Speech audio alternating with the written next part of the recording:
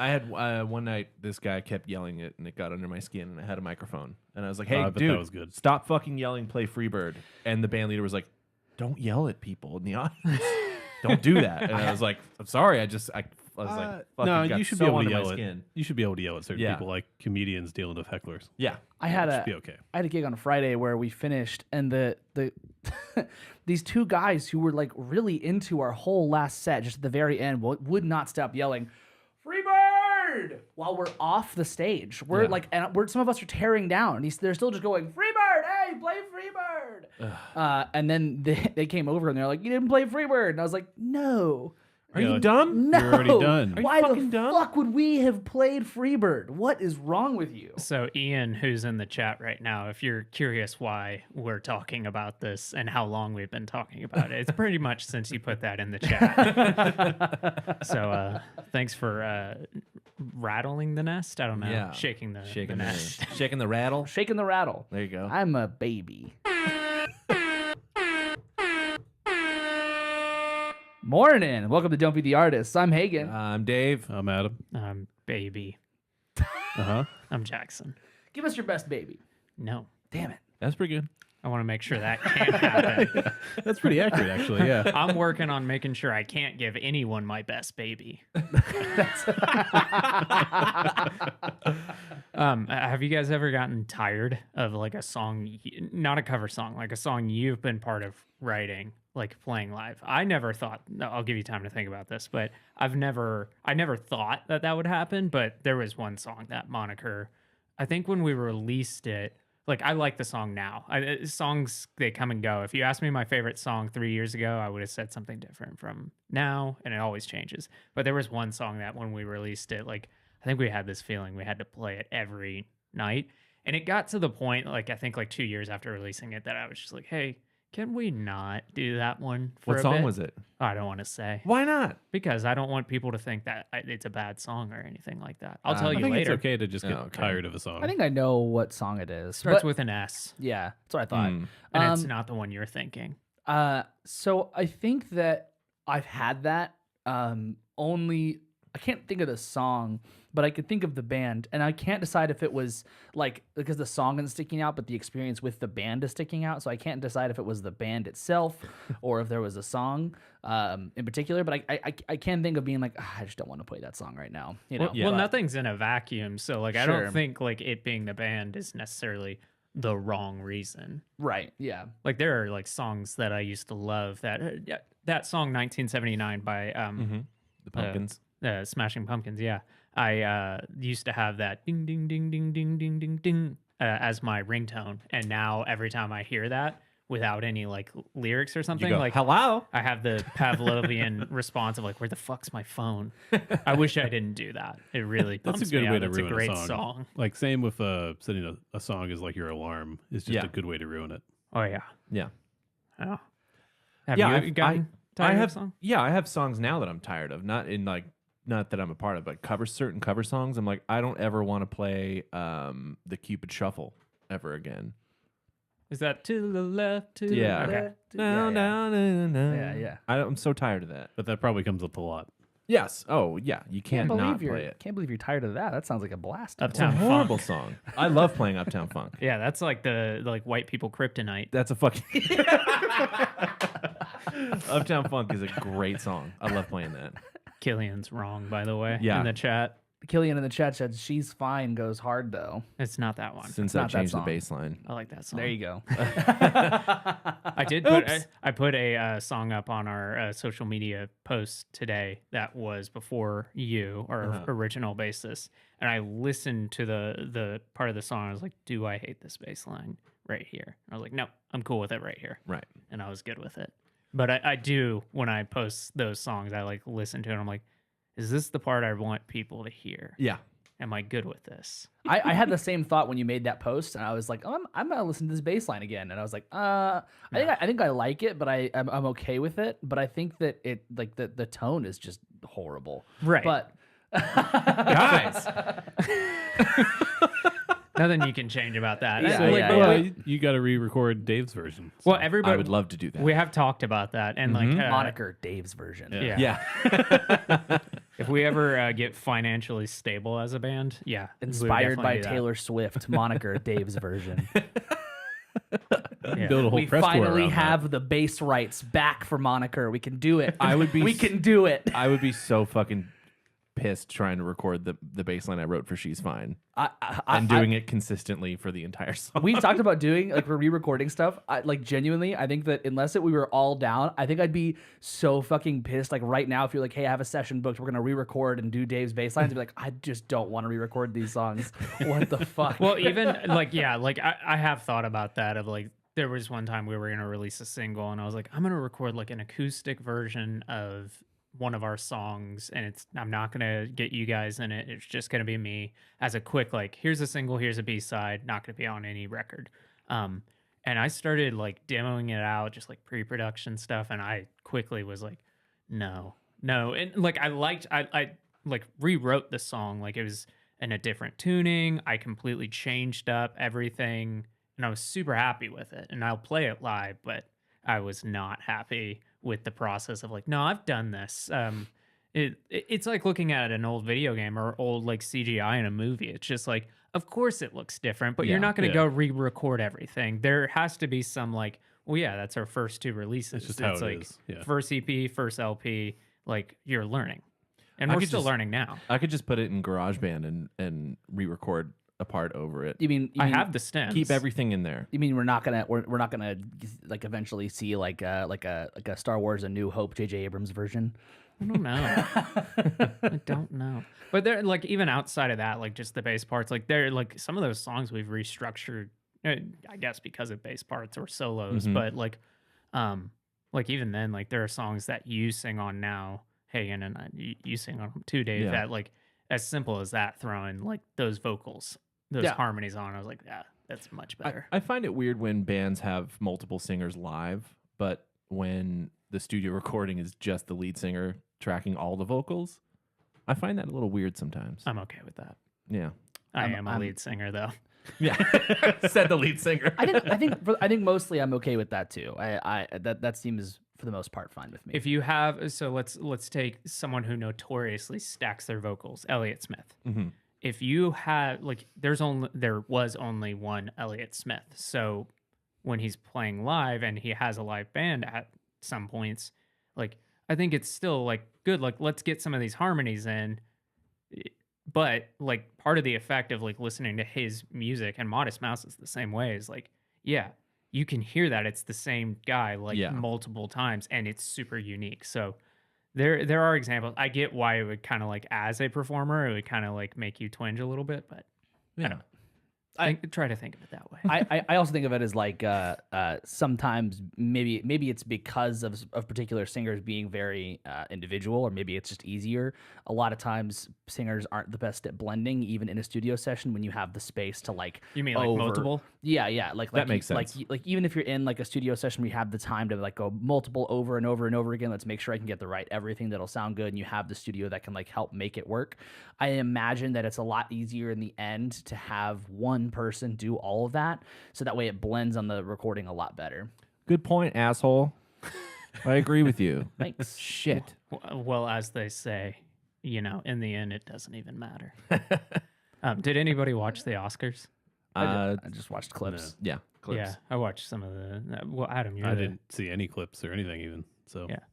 Okay. I heard, you know, Everything Everywhere All at Once won everything, which is kind of what I expected, and that was about it. I got a kick out of people being really mad about Jamie Lee Curtis winning Best Supporting Actress. Why? Because Angela Bassett was supposed to win, I guess. Okay. Supposed to.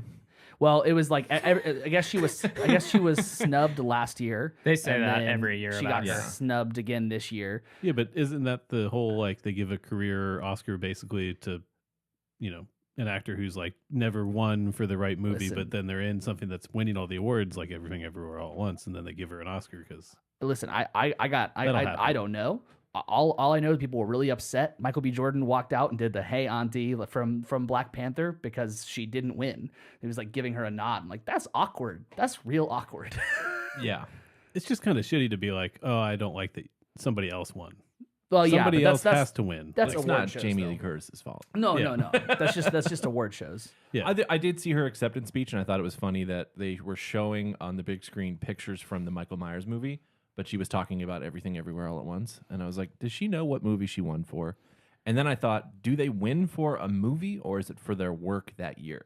No, It's- they went for, for the a movie. specific- It's specific movie, officially on paper, it's for that movie, but Yeah. in reality, it's what have you done in your career? Yeah, okay. Yeah. And that's a lot of the case of this. Is she's even been in interviews and said like, I shouldn't win this. What Yeah. age were you when you realized that Mike Myers and Michael Myers were different people?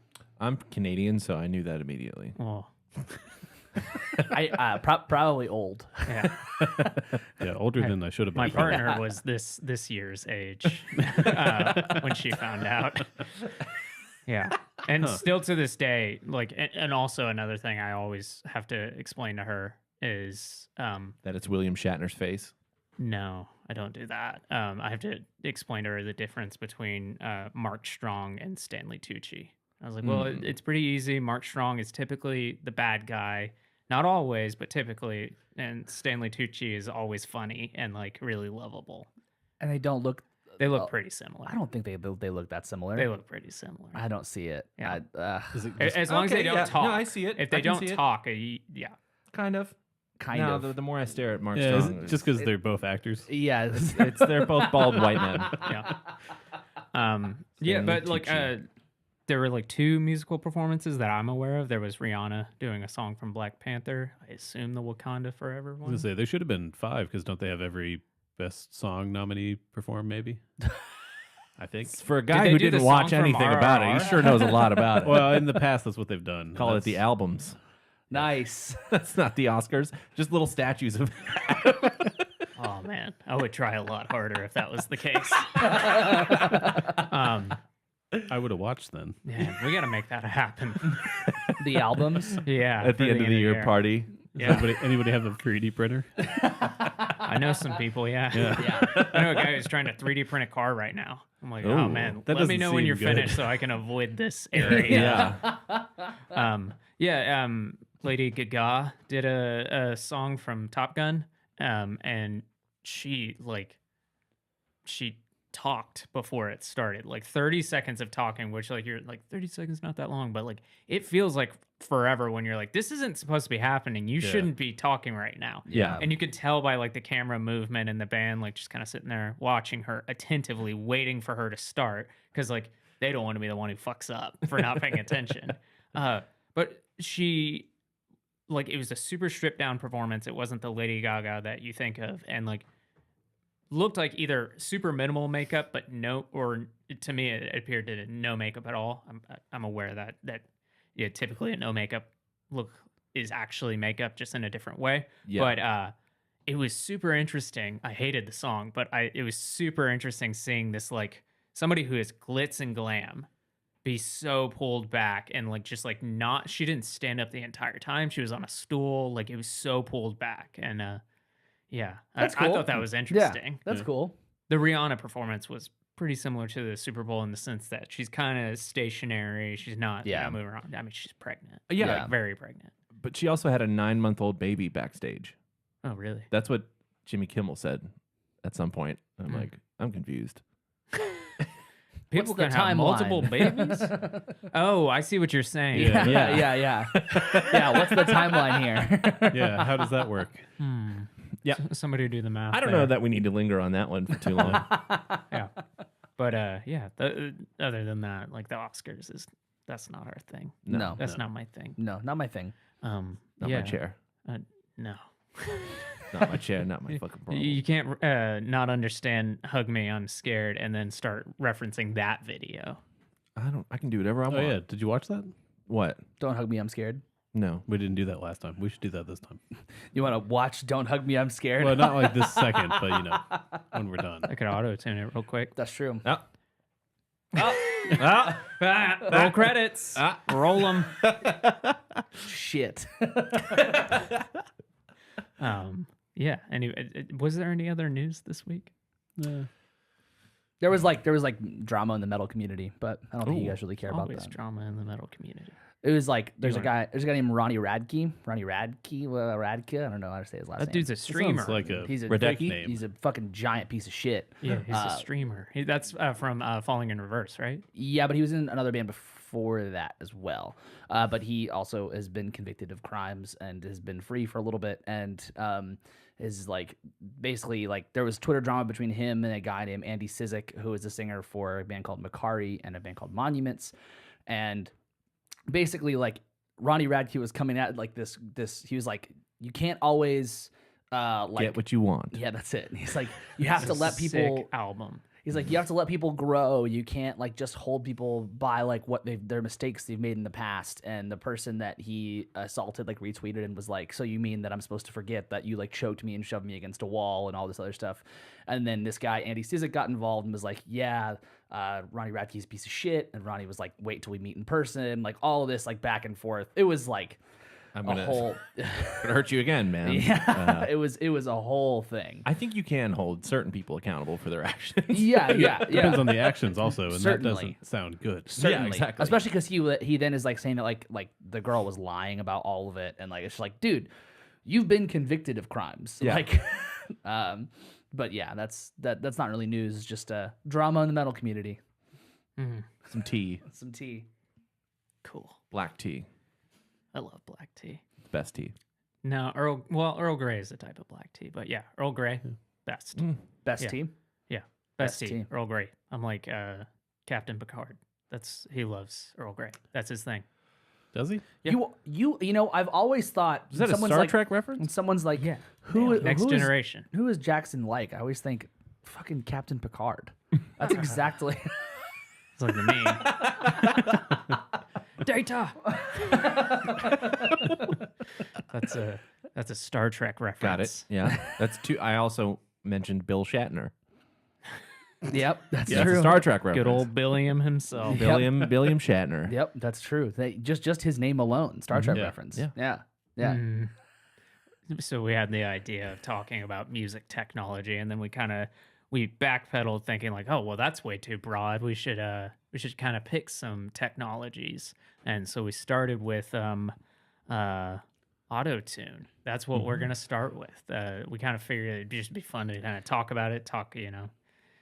I mean, I can give a general history. Does anybody have like Hagen? Did you have something you wanted He's to? got the I research iPad out. I just have like little notes about like parts of the history of autotune and little things. I wasn't planning on going through a whole, but I have it pulled up just in case. Well, so I think that you already know.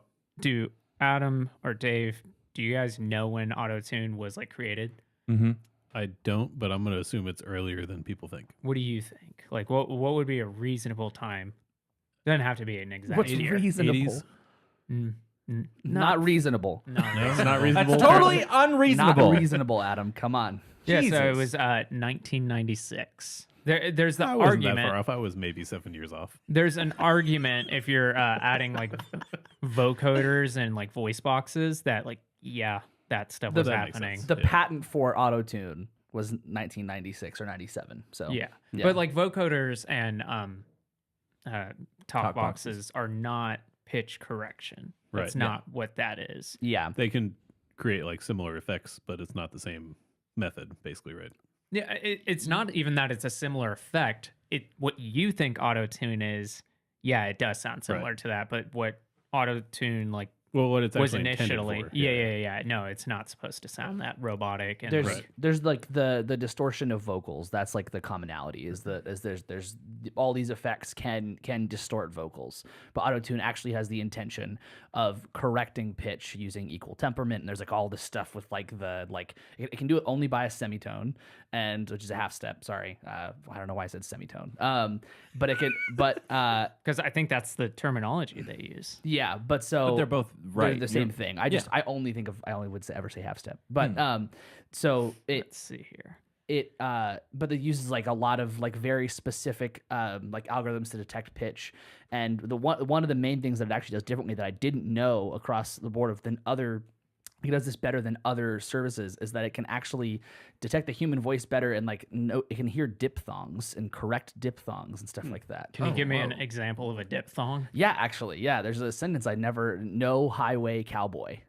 That sentence has 5 diphthongs in it. No highway cowboy. Oh. Yeah. Can you explain a diphthong to me? Two He's a adjacent. DJ, right? Yeah. Avicii, Daft Punk. Diplo. Two adjacent vowel sounds. So high, way, cow, boy. Sorry, You were doing that. flipping you off. Fucking highway cowboy. No highway cowboy, you piece of fucking shit.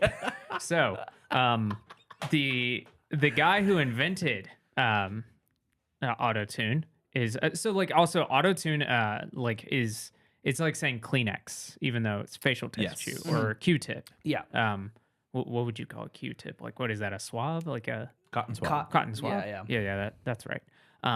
Yeah, I know. Auto-tuning is we've gotten to the point where like there's like hundreds of Cotton swab, you piece of fucking shit. auto-tune pitch correction. Derailed. Pitch correction is the umbrella, and there's so many out there. I would argue the best one is Melodyne at this point. Yep. But auto-tune is what we call it, and that is an actual that's a software, Right. like a patented name, that kind of thing. Is that sorry, copywritten, Trademarked. Trademarked. Yep. Mm-hmm. TM. Yeah. So it was developed by Good job, man. That's not a diphthong. It was developed by Dr. Andy Hildebrand. What do you think he was doing before he developed this? It was not music, and it weren't creative either. Oh, I was going to assume he was some professor at MIT or something. No, I think it was Michigan. Plastic no, surgery. Rice. That's where he got his. Here in good old Texas, Okay. Rice University is where he got his doctorate. I'm gonna say he was a plastic surgeon. That's funny. Yeah, man. Okay, well you're wrong. Electrical. That's not even close. Electrical engineer. Any guesses what field he was working in? I know where he worked. Yeah. Yeah. No. At the calculator store? No, even worse. Oil and gas, and it was Exxon. yeah. So Yeah. what he specifically worked in working in this what he specialized in. Apparently, early on in his career, he was working on a lot of like hardware, and then he then pivoted over. It was like, oh, I don't really like doing this. I'm going to get a doctorate and I'm going to get my PhD in engineering, so I can work more in the theoretical. I want to fine tune that kind of way. So he cut his teeth, and he was doing this for I think it was like 20 or 30 years, something like that. Like, Yeah. he's not like a young guy coming out and be like, I'm gonna make auto-tune now. I'm going to do something creative. So what he specialized in when he was working in engineering was stochastic approximation theory. I don't know a single fucking word you just said. So I looked it up and I read, and to the best of my knowledge, the way this works, and there's like all these like equations on my screen right now. Sorry, I just did it. Never mind. It was a diphthong. Yeah, That's a diphthong. yeah. I'm wearing a diphthong. What's a dip G string? Can you tell me what that is? 3 adjacent vowel Assless, sounds. assless chaps. Whale tail. So stochastic approximation theory. My best understanding of this, and I could be approximating wrong here, is that what it is it's basically using like LiDAR technology, which is like basically like GPS is where it is, and applying that in the oil fields to approximate where the oil is, Yeah, where this- you're supposed to drill, because you have so much interference between where the sensor is down to where the oil is. Yeah. That's my understanding. This describes it as like sonar generated data and location for oil. So he created a bunch of algorithms to use like sonar to help locate oil deposits and stuff. Just listening for boop. Yeah, listening for ka-ching. Yeah. I think it was more of a visual thing. Okay. Yeah. So then, where he went from there? Do you know like why he decided to do? auto-tune? All I could find was that he combined his technical know-how with his passion for music. So my understanding was that, and this might just be some anecdotal story that he's told over the years to like stock traders, that kind of thing. Yeah. Is that he basically his friend's wife made a joke one day of like, oh yeah, I can sing. I would just need like one of your fancy equations to actually, make me be able to, hit the right notes. And like apparently that gave him the, the idea of like, oh, And that was I wonder the if I birth could do of the that. modern pop star. Mhm. Yeah, so he did that, and basically he created this this little widget called Autotune, just for the sake of so everyone's on the same page here. I'm gonna play y'all a little bit of an Autotune. This I recorded right before I came here. This is It's you. No, it's not me. I was like just total side note. So I have this whole like audio interface thing that has vocal effects on it. I can't put autotune on this. Well, I was so fucking pissed. Have you ever like set up Melodyne or Yeah. Autotune? Yeah. You have to put it through like a certain key. Yeah. People think that like Autotune is this thing you can just sing in, and it's like cool. Who was the rapper that fell off the stage when Autotune was still on? I don't know. Did you hear that or see that I video? remember that. He's like, yeah. oh! In It's what so key? fucking funny. Yeah. So what I'm about to show you, I'm going to show you a little clip of my partner singing. If you'll recognize, big props to anybody who can recognize what this song is from. But I'm going to play a little clip of the untuned one, and then I will play you what is the auto-tuned. Baby, I know what you need. You want your little baby socks for your little baby feet. So a little bad note right there. Let's put through. This is the That was Baby Shoes. Yeah.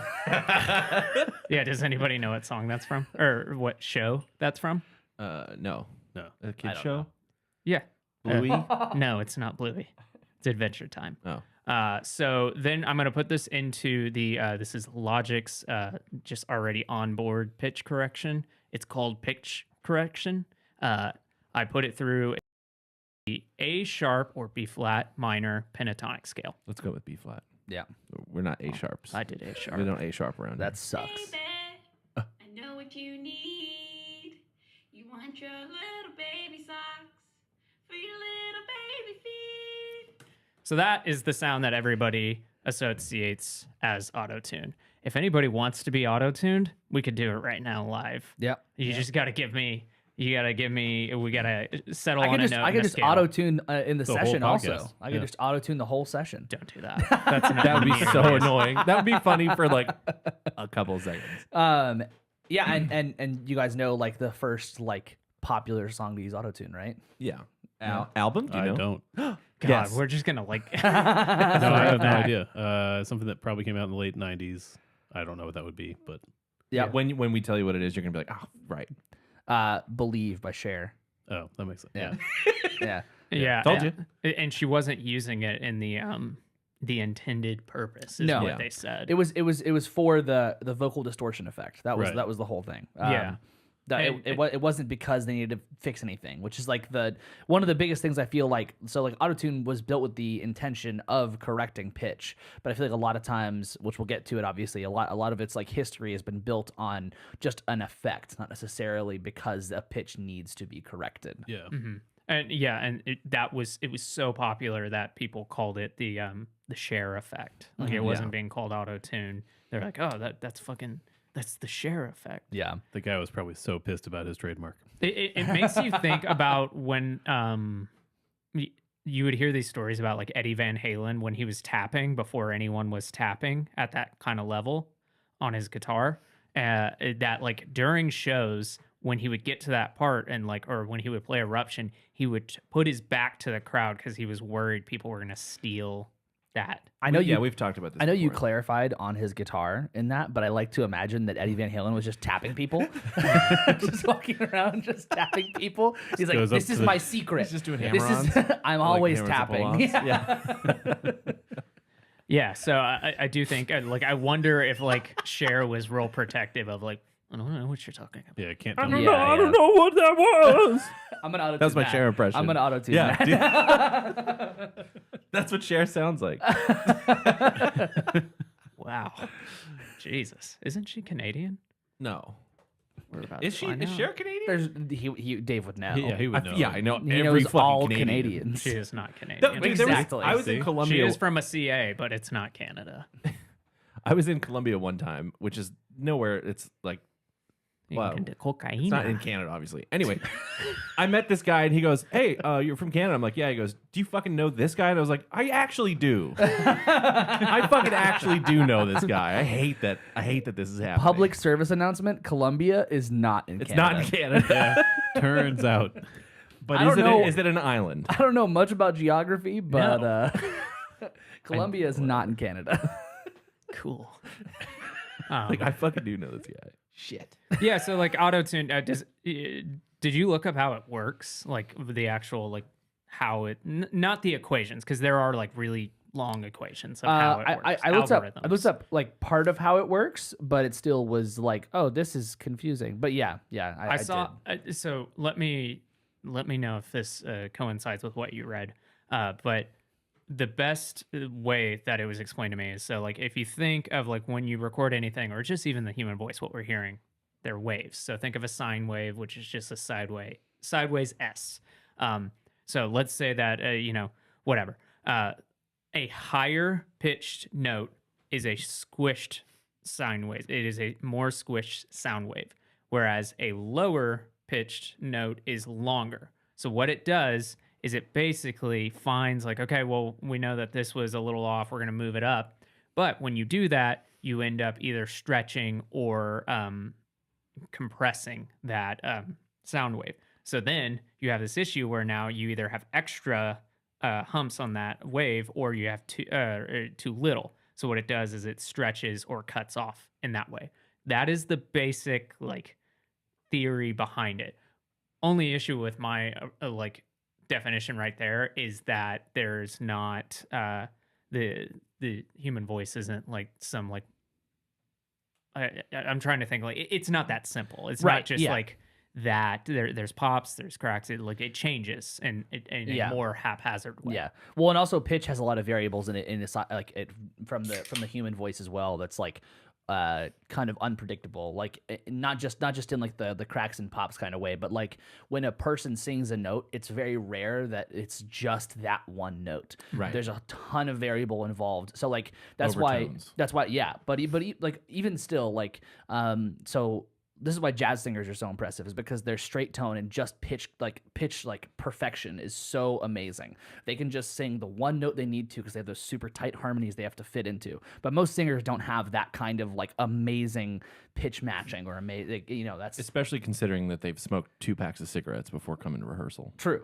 Yeah, that's great. Wonderful. That's why they have straight tone though. Yeah.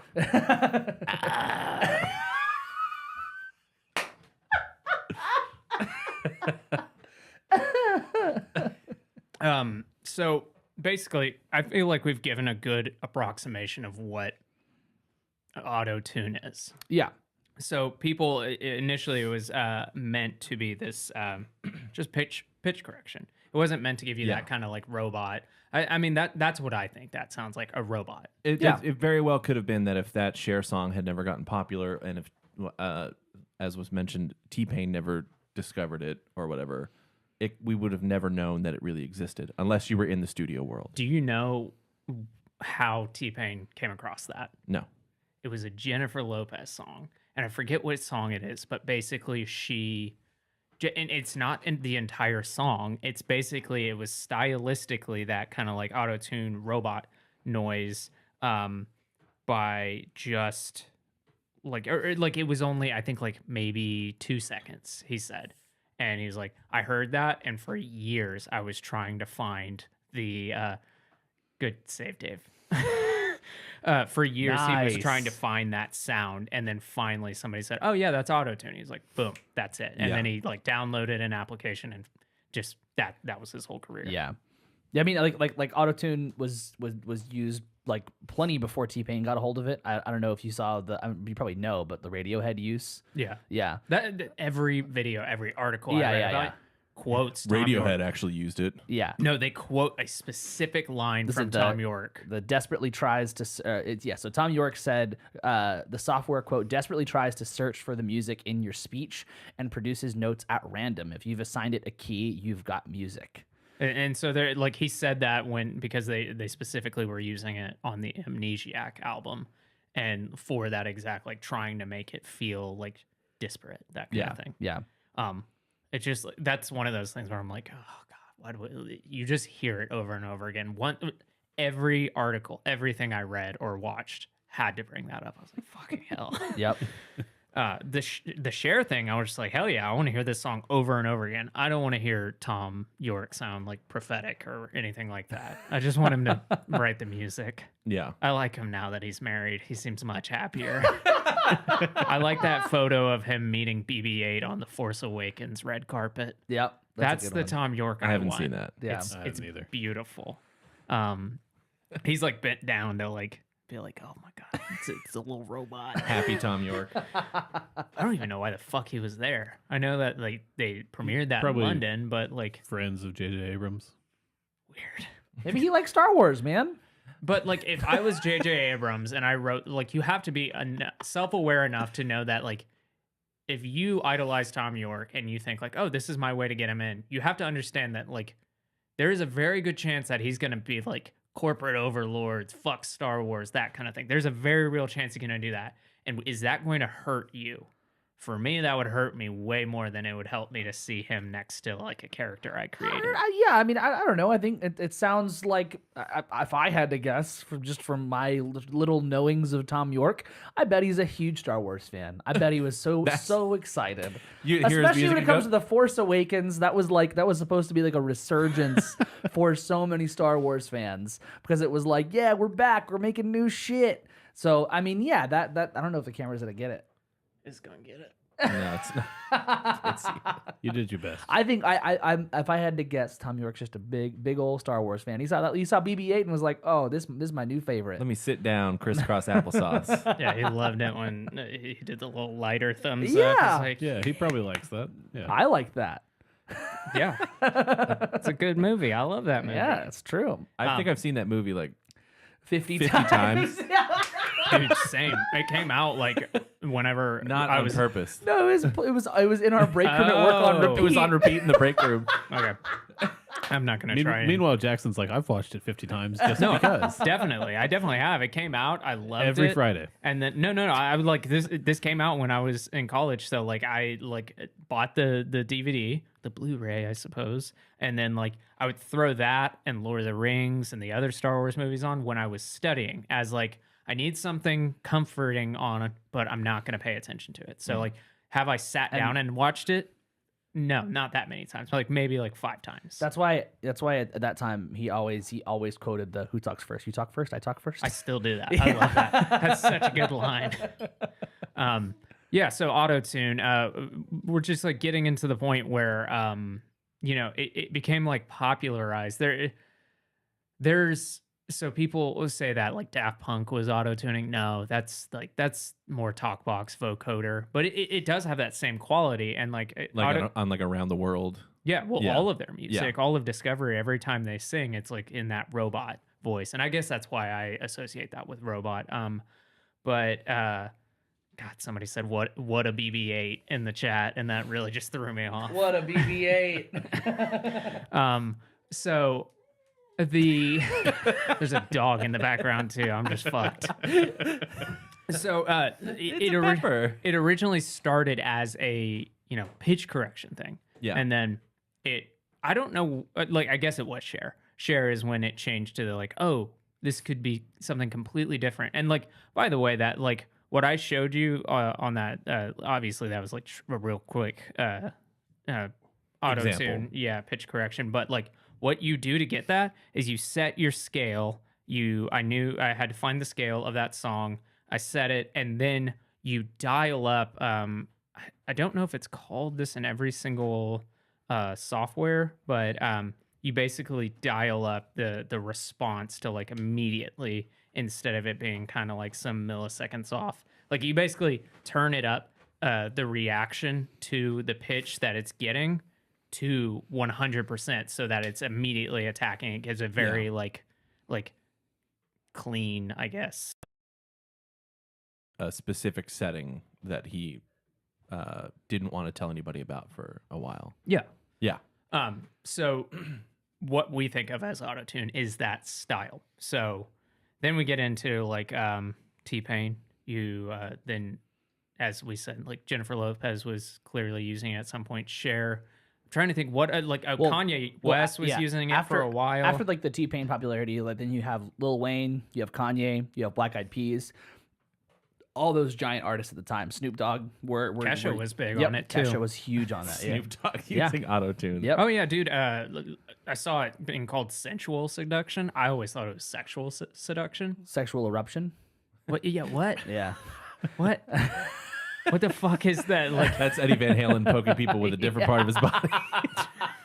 so Daft Punk did actually that use is his it. tapping song. Yep. Daft Punk used it on One More Time. I'm sure they've used it on more than that. Britney Spears used it prominently on Womanizer. Yeah.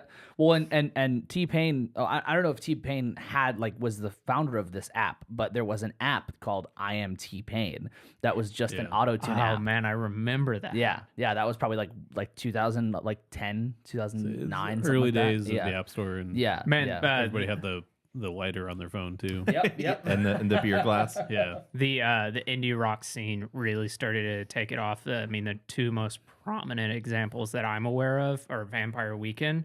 Uses it on a ton of songs, but specifically the song California English. It is like turned up. That's the first song I ever saw like live with like the auto-tune effect. And I was like, this is fucking crazy. So the usage of auto-tune is also quite practical aside from its like effect that it does. Absolutely. It's quite practical in the sense of like you can make it work in a way where it's like if someone is just a little bit flat, it's good and you don't actually hear that in a recording. Yeah. No, and that's wouldn't that be like most of its use live, for example, would Yeah, I think be small corrections like that? I think most of its use to me, I would imagine that it'd be hard to like make it not sound overly done live with that like with like that kind of thing, but it is used live for a number of reasons like that. In the studio, at least, it's a lot of times where it's like you might have a 99% really great take and then just have one note that's like maybe I'm not really feeling where this one is. Let me just move it up just a little bit and we're good. There's a really like there was a viral video for a while of Taylor Swift. She goes to really belt this one note in a song and you just hear the auto tune immediately go whoop. Yeah. So there's a lot of videos of that, of like pop stars of that caliber doing that. Which I can understand, especially live. Imagine you're like, okay, well, I have a 150 date tour. Yeah. And there's this new Holy single fuck. that's really popular where I hit a really high note. Mm-hmm. And like I'm not going to hit that 150 times in a row. Yeah. I mean, the smart thing to do is just like change the tuning. No one course. at that show is going to notice it. Except for the But- perfect pitch people, but yeah. There are no perfect pitch people At a at Taylor Taylor Swift. And I don't mean that as like, they can't sing, but I mean like, Jacob Collier's not in that audience. Yeah. I know He's some perfect people that backstage. might would go to Taylor Swift. Yeah. Yeah, so do I. But they're Yeah. also going to be more forgiving. Like actually, fuck this. I don't know why I'm trying to. But No, my yeah. point still stands. It's like, yeah, you need some help from time to time. I remember when it first came out, I was like, oh, this is fucking for idiots. Well, and so here's the thing is Yeah. that it's used, everybody uses it. There's not a single person who doesn't use it now. And not necessarily in the sense of like that robot effect that you're thinking of. Like everybody uses it. I doubt there's a single song I've sang on that has not been pitch corrected at some point. And I've even like told people like, hey, it's okay if you do that. I'm not upset if you do that. Well, I think the conversation now is why would people be adverse to autotune? Why is it a thing where people hear it and instantly have this like look down opinion or like this like ugh, why would you? Because How people dare say you use technology? because it created mumble rap. I think that's like you can look at SoundCloud rap, and I think there's a huge stigma on that like SoundCloud scene. Yeah. I think largely what I think of is that most people would say it's like cheating. and Yeah. and Yeah. that's usually where like I hear a lot of arguments go that are anti-auto-tune, just like they're anti-triggers for drums because it's cheating. Well, you know, So where do we draw the line? Are we anti-tuners for guitars? Well, this is Yeah. What about click tracks? You're not supposed to use those. this is this Backing tracks. this is one of the things where like I feel like when you're talking about like an effect that is added. I saw someone, I think I probably mentioned this on the show before, but like triggers for drums are considered to be cheating in a lot of circles.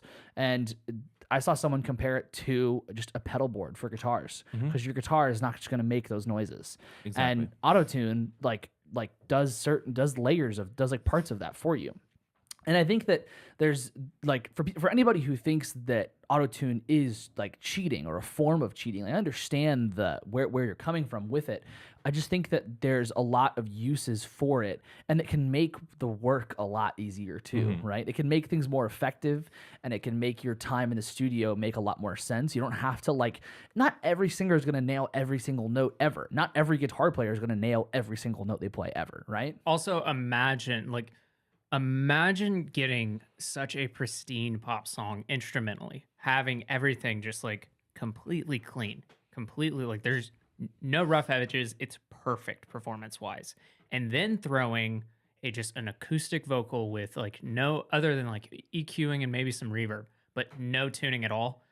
That now is going to sound like the worst vocal you've ever heard. So Yeah. even like Beyonce, who is like one of those like just incredible singers, and Adele, like they're getting pitch tuned or pitch corrected because if they didn't, like then they wouldn't sound as good as they do. And not because like, oh, they can't perform, but because it's like, well, what they're competing with now is like, it's much different than just, a set of acoustic instruments behind you. One of the things that like I said about like the human voice is like there's so many like variables. One of the things also is that when we sometimes hear something, even as a great singer, some great singers might sing the note and it's not quite exactly right, but in their head they're hearing it as just spot on. The performance might be perfect, but like the pitches might just be like not quite exactly, maybe just like just a couple cents off of where they need to be. And one of the interesting things about like the average listener can't necessarily tell if something's flat or if something's sharp or what's wrong with something, but the average listener can tell if something is wrong. It's the uncanny valley. Yeah. Like you don't know what's wrong, but it doesn't look right. Yeah, exactly. Before auto-tune, the way you would like do a vocal track is you would get maybe like 20 or 30 takes, and then you would have to comp, which is when you take a little section of like, okay, well this part was, or this take was 80% there. We need to, that other 20% we need to find from the other 19 takes and just like put it in and like, oh, this was a perfect take, but you can hear a little click in their voice right there. And it's like, are we going to get rid of that whole thing? It's like, no.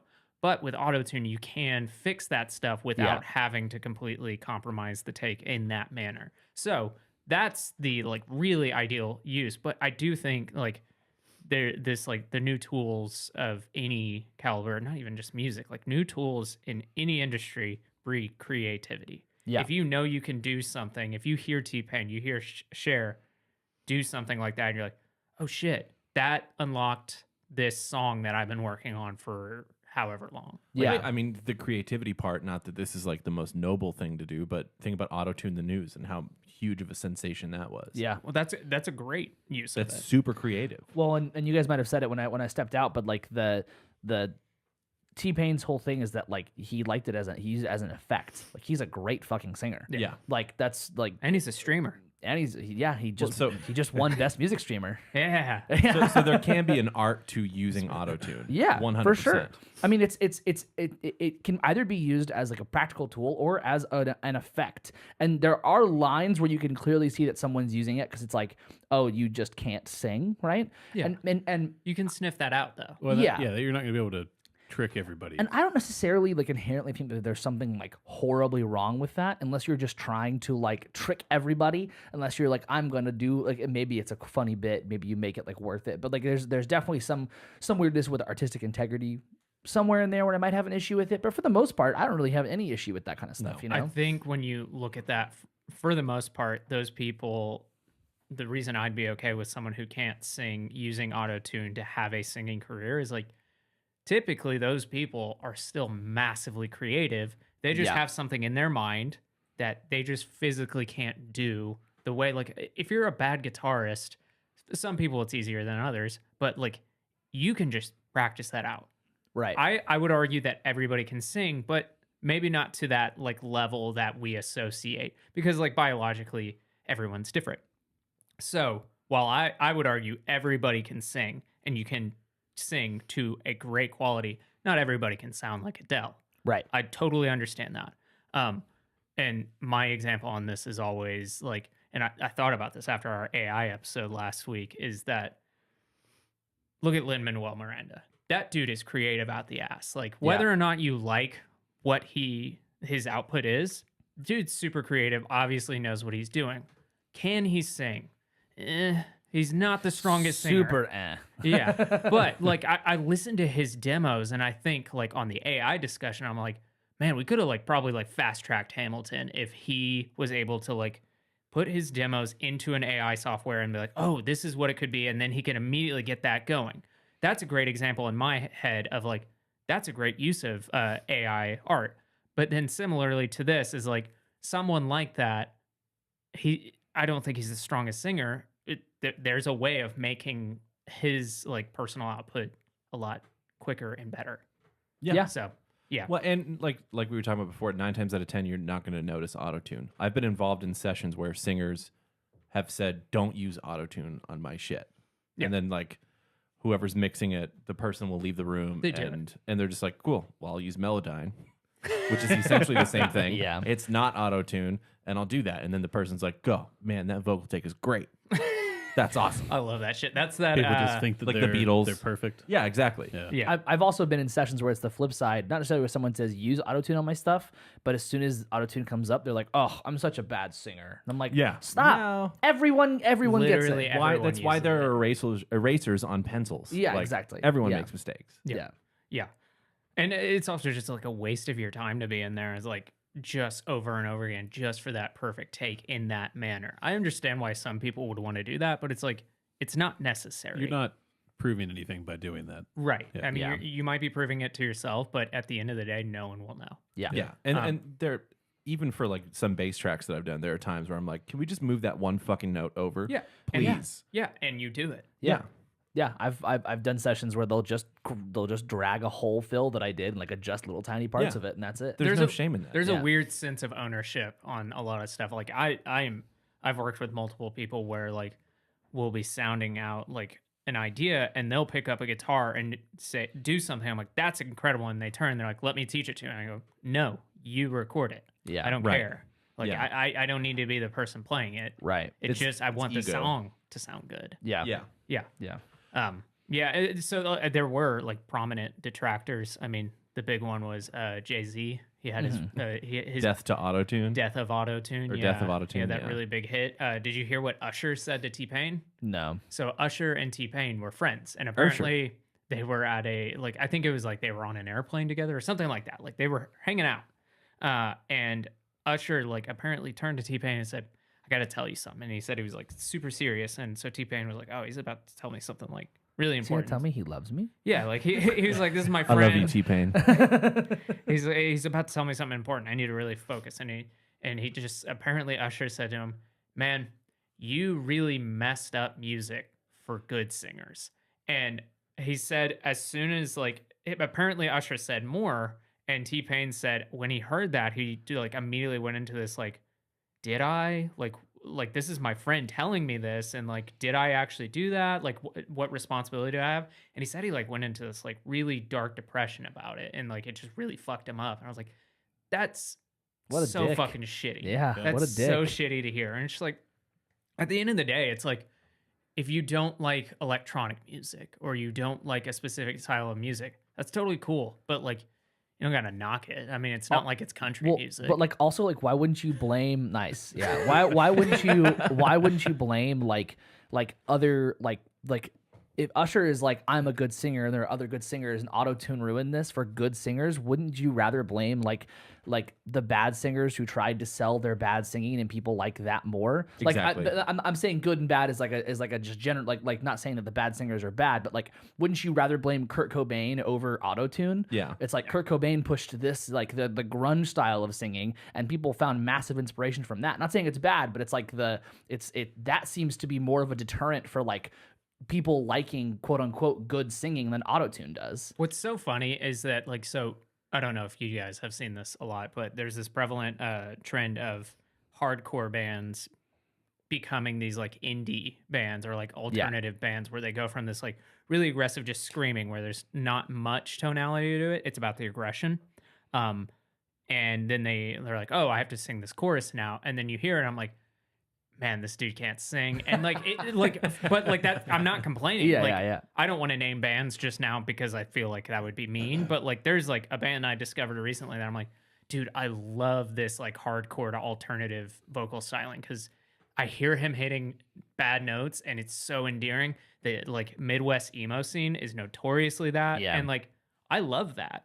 Yeah. And it's just like, why aren't people mad at those people? Like what you're saying. Yeah, that to me seems to be more of like a negative to good singers than something like autotune. Autotune just seems to be like a like especially when you go to T-Pain, it's like T-Pain just used this as a tool. And yeah, there are idiots who went and not idiots, sorry, but like people who like went and Tell us how you really feel.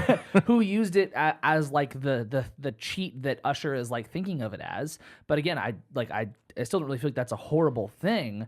But I like that's such a weird thing to just blame T-Pain for. Also, it's like sitting on an airplane with Michael Jackson and going, "You really ruined walking forwards." And that's just the start of the list. Shouldn't you be fucking blaming weirdo. the moon? Come on, Exactly, man. yeah. Fuck. It's just like, yeah, I don't get it at all. No, I that's don't get what a dickish thing to say. Yeah, that's not your friend. Yeah. Usher is not your friend. I was Especially totally prered for like the wedding proposal, but instead he said this. Yeah. Also, if you're such a good singer that you are like feeling inferior to this, go fucking show us. Go show us why this is a bad thing. Yeah. Usher is an incredible singer. His NPR Tiny Desk that he did last year, incredible. One of the Also, best things. T-Pain's Tiny Desk is really good. Yeah, and it's just like that's what you need to do. You don't need to be putting people down. Go out and show people what your brand of music brings. Well, you're saying you doesn't don't need it. Yeah, like show why you don't need it, but like also let other people use it for their own means. I mean, like Bon Iver is like my favorite example of autotune. And I hesitate to say that because my favorite example of autotune is probably unknown to me. Right. But my favorite example of obvious autotune is pretty much all of Bon Iver's records, but like specifically he has this like one song Woods where it's just layered upon layered. That might be the shining star of like autotune. Yeah, like the peak of the it's like the technology. hallelujah of autotune songs. Yeah. It's incredible so good. watching him do it live. It's just a cappella, arguably, with the vocal effects and everything, but it's a cappella. There's no other instrumentation except for the autotune layer voices.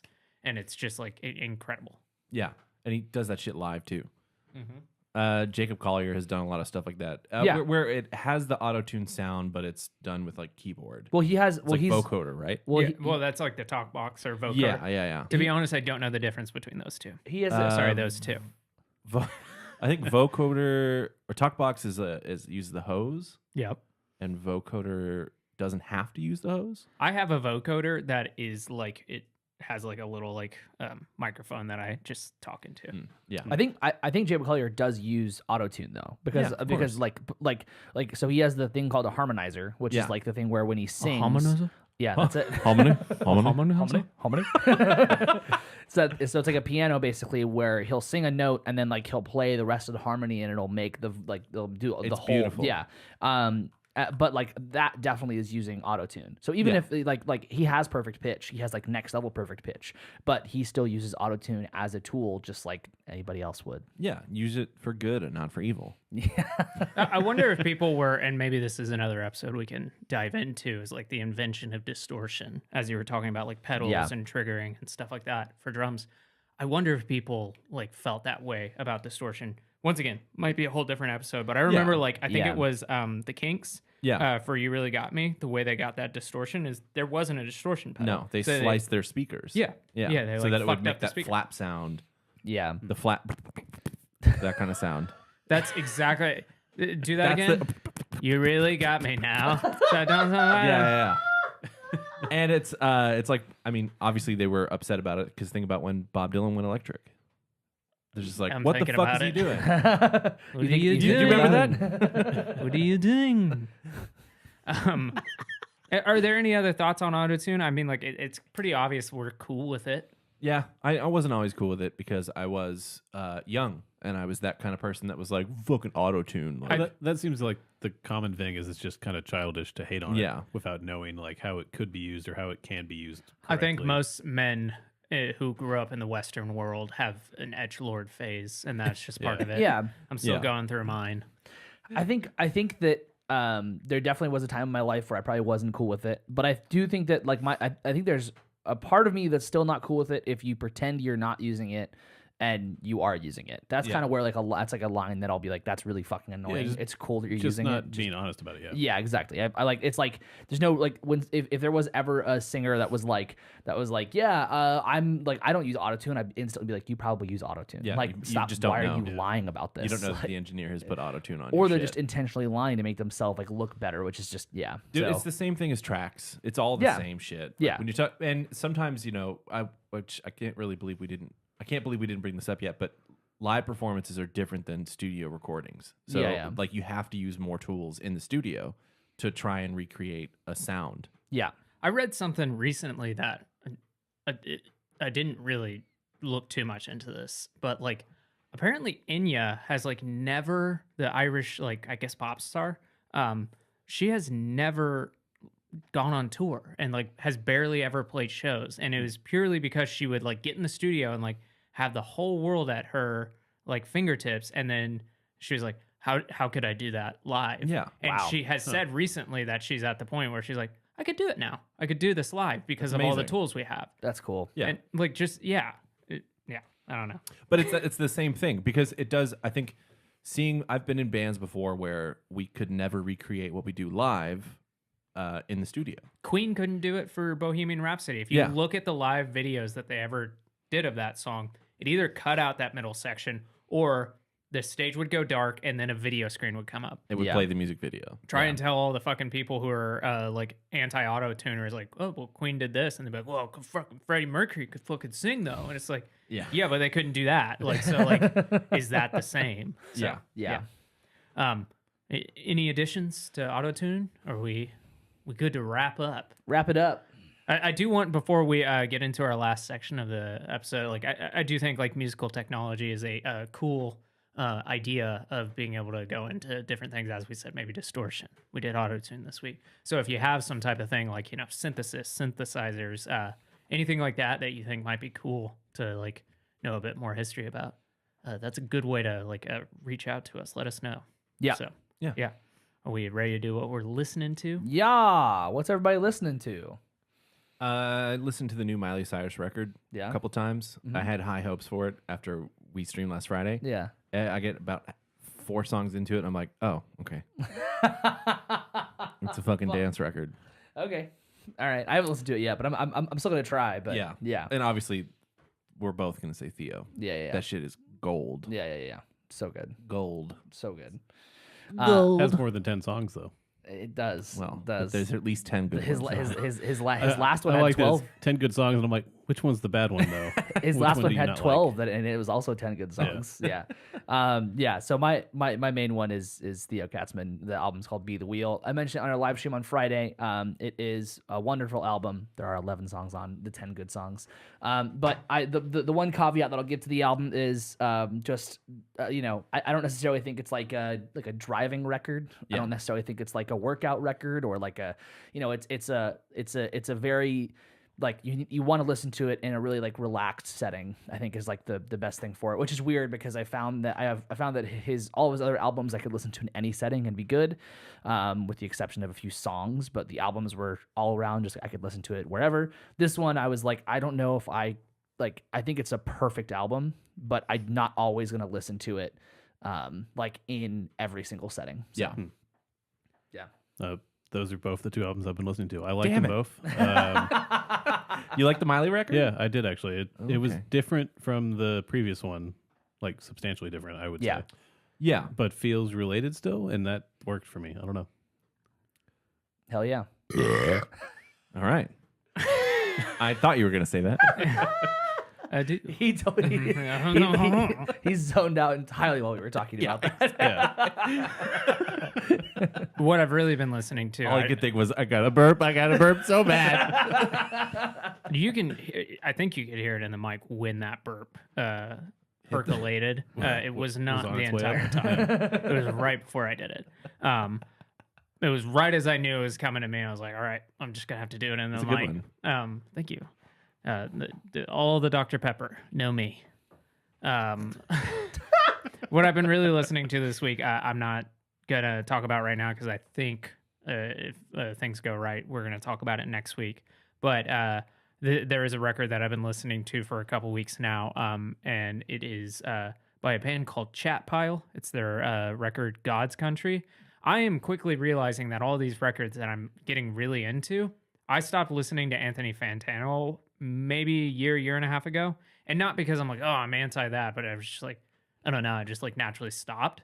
And these like that model actress record I was super into, I found out, oh fuck, he was super into it. This band Chat Pile, I found out he was super into it. And I was like, fuck man, I'm just like literally following like just like a week behind him on accident. Chat Pile, it goes fucking so Yeah, hard. and they're from Oklahoma City, Yeah. and they're playing like venues that like I've been to plenty of time. That we play. Yeah. Yeah. And so like it's like it's kind of cool to see that, but like how I discovered them is they opened up for Lingua Ignota on her most recent tour. Once again, another Fantano universe member, and yeah, this album God's Country is just. It's fucking great. There's a song called "Why" on it, and it is literally him just like yelling, "Why do people have to live outside? Why?" And it's like, it's like potent lyrically, but it's also like kind of funny how aggressive he is, and like his screaming style is not like that kind of like the like guttural like really professional sounding one. It like sounds very like desperate and like it. It's very emotional, and I was like, man, this is the metal I like. The last song is called Grimace _smoking_weed.jpg. It's 9 minutes long, but yeah, great record. Stay tuned for next week to see what I've actually been listening to over and over again. Cliffhanger. Great. Anybody got anything else? No. Anything anybody wants to plug? Oh, yeah. We got plenty of things. For me, personally, I'll let y'all plug our shared thing. That's not funny. For me personally, as we're releasing this, we're album? We're streaming this is Adam our shared thing, our shared thing That we got to plug. We're gonna plug him after this. Oh fuck. Fuck yeah. So we stream this on Mondays, then release it as the podcast on Wednesdays. But every Tuesday for the next 5 weeks, I'm going to be releasing an edited video of me performing I mentioned it over and over again, the Juno soundtrack that I did. We filmed the set at the Texas Theater, the most recent one. So there will be 5 videos coming out, one every week, starting every Tuesday, starting this Tuesday. So That's awesome. So yesterday, for people listening. Yeah, for our audio listeners. There's one already up. Go look at it. I'm going to send Adam the link to my YouTube channel, but it's just under my name, Jackson Russo, Russo. You can spell Jackson. He's in the chat, actually. If you're in the live stream, you can just click that right there and go to his YouTube. That is my YouTube. Yeah. Moniker will be our band Moniker. That's our shared plug thing, right? It's Yeah. Okay, yeah. Unless y'all want to do something else. If you have shows you want to plug. external to moniker. We're going to be in Oklahoma City on March 24th at the 51st Street Speakeasy. Really excited. I've played that venue a few months ago, and it is such a good time. So if you are in Oklahoma City, or if you have any friends in Oklahoma City, come through. It's going to be a great time. March 24th at 51st Street Speakeasy. Foxboroughs is playing, and Spin Cycle, right? This other band, Spin Cycle. Mm-hmm. It's going to be a great time. Yeah. Food poisoning permitted. Yep. Oh yeah, does anybody got do you guys want to talk shit about that real quick? I'm totally happy to. Go for it. Air it. Air those grievances. So we played a show, and you guys heard us plug it last week. One of the bands, the Prescriptions, had to drop because their van was stolen. Which, by the Totally way, reasonable. here's a good plug. Their van was stolen. The Prescriptions. They're from Nashville, correct? Yeah. Their entire van was stolen. Their gear was in it. They have really nice gear, but regardless, don't steal people's shit, no matter how nice it is. But it was stolen in New Orleans at the beginning of their tour. So if you go to their Instagram or any of their socials, you can find details on this. So go look at it. See if you happen to know anything or happen to see any of that. Or wait, they might post a GoFundMe too. So just Exactly. go follow them, go support them. They are awesome dudes. Luckily, they did make it to South by without all their gear. So I assume they're renting whatever. But super sad. Makes sense why they had to drop the show. Yep. Yeah. We had another touring act who we were supposed to be supporting, so we were like, okay, well, let's keep the show going so we can, support them. They just didn't show up. Yeah, and the way that I guess it was discovered by the venue was that someone came in to the venue and was like, hey, even though both the touring bands dropped, is the show still going on? And the venue was like, both? Yeah. Bofa? Like what? Yeah. Both of these bands? So we're sitting there, So and they didn't tell the venue. They Anybody. just posted about it somewhere. No. they didn't post about it until halfway through Hagen's first set. Yeah. And I saw it, and it was basically like, I have a bad case of food poisoning, won't make it tonight. He's like, even if that's true, which I don't believe it was. No, that sounds like bullshit. Even if it was true, fucking tell people, because Yeah, you got to do something. Yeah. even if all the bands were truly local in the sense of just 10 minutes down the road, first of all, that's rude to fuck them over like that. But what's super rude is all the staff who showed up expecting to get paid by bar and stuff like that Yeah. are now getting screwed over by all your fans not being able to show up and that kind of stuff. Yeah. Super unprofessional. And I have simmered from it, but that was the most unprofessional shit I've ever Tickets were sold. experienced. Yeah. Yeah. Online tickets were sold. Yeah. Yeah. Just Don't crazy. do Yeah, actually, that is pretty fucked up then. Yep. Especially fucked up for people attending the show. And Well- they still played a show the next day. The which I'm next like, day. Well, the food poisoning wasn't that bad. Yeah. Well, bad enough they couldn't let us know. I don't feel too bad about that. I'm not naming and shaming them. You can obviously figure it out who I'm talking about. But it's dude, what the fuck? That's so shitty. Yeah. You can do better. And I'm not saying you can't make mistakes. You can come back from that. Obvious. Here's a great example. You could come back from that, but don't fucking do that. Well, Yeah. And Hagen had to play 3 sets in a row that night. well, Think about Hagen. Yeah. well, the interesting thing was that it's one thing to not tell people, but it's also one thing to post about it during what showtime is. It's do you not show up to work and then during your shift post on social media that you're sick? Yeah, it's I that's super fucking weird. So We made a good yeah, we we had a good night out of a bad situation. made the best out of all of it. We so. ended up playing 2 sets. We had a bunch of songs that we hadn't rehearsed, but we were fuck it, let's just play it. So that for us as the band, obviously your first did a band great had job. to scoot because they had other gigs. Yeah. But we recovered the night as best as we could. So I don't want to sound oh poor me. I had a great night, Yeah. but damn, Don't do that. That I was shocked at that unprofessionalism. Yeah, it was Especially posting about it mid-show. It seems like it would just be almost better if they just didn't post about it. Yeah. And you guys were just left wondering, I wonder what happened to so-and-so. Just send a picture of your toilet. Yep. That's That's the better. only way we're going to believe That it. is definitely better. Yeah. Well, thanks for listening and watching, everybody. We really appreciate you guys being here. If you haven't already, please subscribe on whatever podcast app you are using to listen to this. If you're on YouTube, please like and subscribe what you're watching right now, because that helps us out a whole lot. Likes push the fucking video in the algorithm. It's really nice if you like it. It's free. It's free, and subscribe. It's free. We want to get more of those subscribers. If you're on social media, you can follow us on Instagram, DFTA Podcast. You can follow us on TikTok, Don't Be the Artist. If you have any, what was your email suggestion? Music technology. Yeah, music technology stuff. Yeah, if you have any thoughts on music technology we should talk about, email us at autotune@don'tfeedtheartist.com. At bb8@don'tfeedtheartist.com. bb8@don'tfeedtheartist. BB8 and Tom York. What's their fan fiction name? What their ship name? Tom 8? No. Tom Bait. Tom 8. Tom Bait. Tom 8. Tom Bait. BB York. BB York. That's it. BB York. Yeah, BB York. yeah. BB York's BB York.